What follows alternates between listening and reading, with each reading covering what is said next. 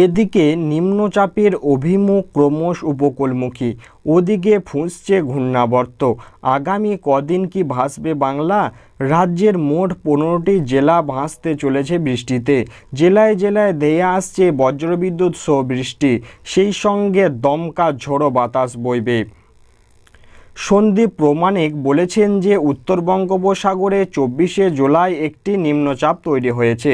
এই নিম্নচাপের অভিমুখ পশ্চিম ও উত্তর পশ্চিম দিকে। এটি আগামী 24 ঘন্টায় আরেকটু শক্তি বাড়াবে।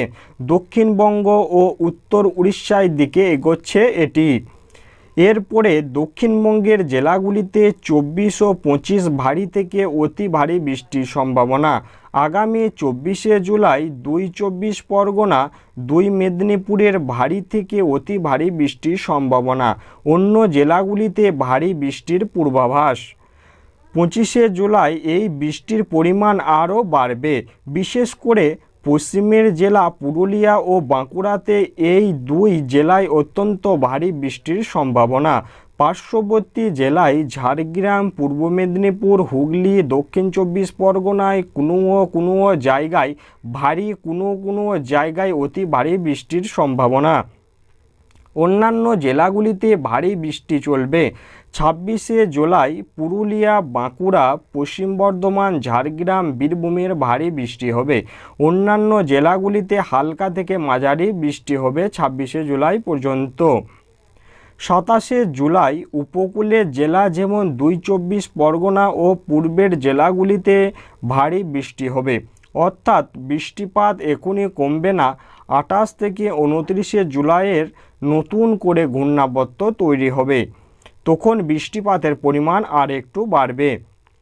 28শে জুলাইয়ে পুরুলিয়া, বাঁকুড়া, পশ্চিম বর্ধমান, পূর্ব বর্ধমান, মেদিনীপুর, ঝাড়গ্রাম, হাওড়া, হুগলিতে 28 থেকে 29শে জুলাইয়ের মধ্যে 2-1 জায়গায় ভারী থেকে অতি ভারী বৃষ্টি হবে। কলকাতায় পার্শ্ববর্তী অঞ্চলের 24 থেকে 25শে জুলাইয়ের মধ্যে বৃষ্টির পরিমাণ বেশি থাকবে। কোনো জায়গায় ভারী বৃষ্টির সম্ভাবনা। মৎস্যজীবীদের জন্য 24 থেকে 28শে জুলাইয়ের পর্যন্ত সমুদ্রে দমকা হাওয়া থাকবে, তাই যেতে মানা করা হয়েছে।